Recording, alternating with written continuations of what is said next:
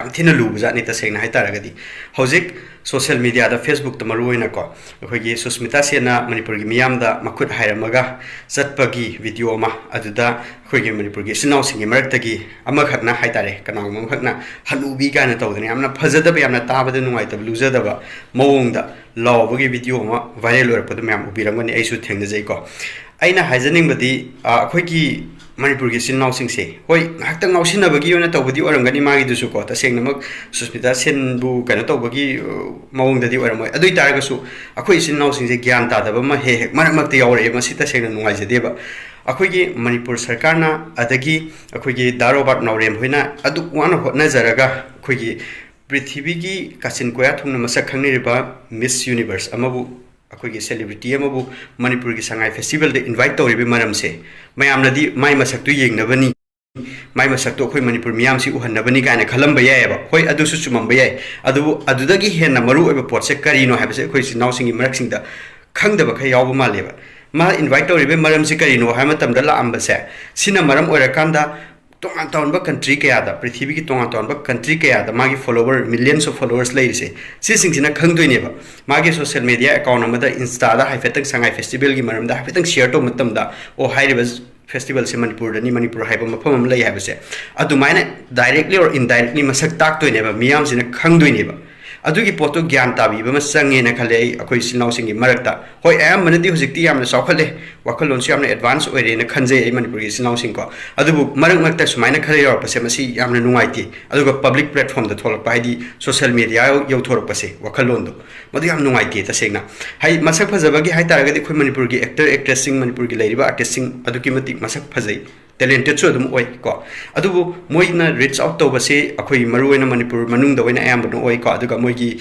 reach out to base moina akhoi internationally moigi follower ke kasi amna leibadu oi da bani na moina masak takpa duga sumaina Miss Universe Sushmita Sen guma mana masak takpa gasi yam thina khena ba lakaneba ko akhoi local gi actor actress adagi leiba celebrity sing natraga artist sing moi sing bu so dum pukning thogot पसे आई गयो दम always दम थौगत पगी बुकनिंग थौगनिंग बगी वखलोनम चेली को अखोई local गी कनो सिंग सि आर्टिस्ट सिंग सु मोइजो साउखचनबा दगी हेना कनो तौनबा ना अदुगी वखलोन दि चेली इन द सेम टाइम अखोई मोइना तौबगा अखोई ngसाई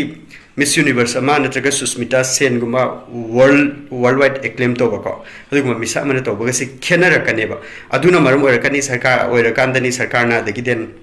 कनोना दारोबाट होइना होटना कांदा मोइसे पुरैसे अदुगा ओने तैनबदा सेरान तुरान सुमाइना मरक त कनो तोबसे मसी यामना तसेंगना नुंगाइजदे अखोई अतोपमसु मतंग से पुसलगा हाइ मणिपुर मसक ताकपै मतंग से अखोई मणिपुर की स्पोर्ट्स पर्सन सिंग अखोई दम पुकनिंग थौगत्रने crores of rupees पिएबा अखोई की मणिपुर दा अयुक नुंदिल नुंदांग खंगदना अखोई थबक तौरिबा मी मयाम की तोलो पिबा ngamda तारगसु हाइदी कंडीशन याददनी कोविड की मतमदे हेत एग्जांपल मन हाइजगेबा डॉक्टर मयाम मा नर्स मयाम मा था खरा तोलो फंगीदेबा को कोविड की मतम द कईगिनो हापदम द Manipur as a whole struggle to face ओइबनी अदु कनाम ते साउदी कंडीशन ने खंदोएबा तो तब मतम द अखोगी मीराबाइना मागी मेडल लौरपदो ओलंपिक त मेडल लौरप मतम द मंगोदा क्रोर खरा सरकार लाउथोई मदु कनाम ते साउदेबा माना हल्लागा खोई मणिपुर चाक था दौरिब्रा नत्रगा माना हल्लागा मणिपुर मियांगी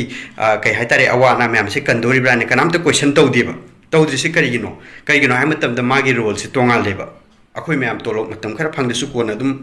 फंगकनी को अमाई खलिनी अदुगा तो हाइरिबा मिसक्सिना दि स्पोर्ट्स पर्सन सिना दि मणिपुर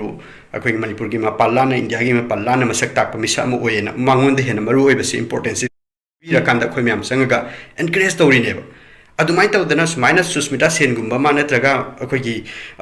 मियामना पृथ्वी की तोंगा तोंबा मफमदा लेबा मियामना मसक खंगनबा मिसा अमा लाआगा मणिपुर दा अखोई संगाई फेस्टिवल याउबिरबसे अखोई मियामगी दमक्तदी तसेंगना इन टर्म्स ऑफ मणिपुर मसक ताकपा को मदुगी एंगल दगी यंग मतमददी अदुकी मति मरु ओइना खलेबा मसी गुम्बसे अखोई सिनाउसिंग ग्यान तामिनबम संगी को अखोई सुमाइना महमरां खंगदना ngahaktangi ngausinarine tawrakanda अखोई सुस्मिता सेन गी मना कोंसी यौरे खलसे समहाव हाइदि खुदम ओइना हारकंदा दारोबाटना मागी कनोदा पेज द शेयर तो बोई आइना हुजि उरमबदा को दारोबाट आइसु कनोदा फ्रेंड ओइबनिना माना शेयर तो पदु उजै अखोगी ngसाई सुस्मिता सेन लामगा ngसाई हुजि के हाइरिबा वीडियो दुगो मरि लेना माना को है खरा नुहाइतबे हाइबदो अदु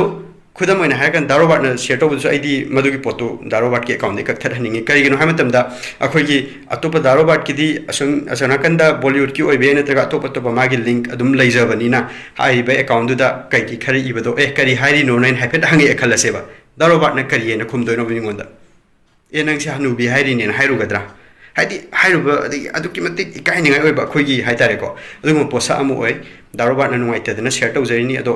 आइगदे इवन दारोबाट की दुसु खथत हनिंगे को कइगिनो हाइदा मीना खंगा कांदादी खोइना दारोबाट नसु खुंबम लैरो ममाइ ngang खोइगी को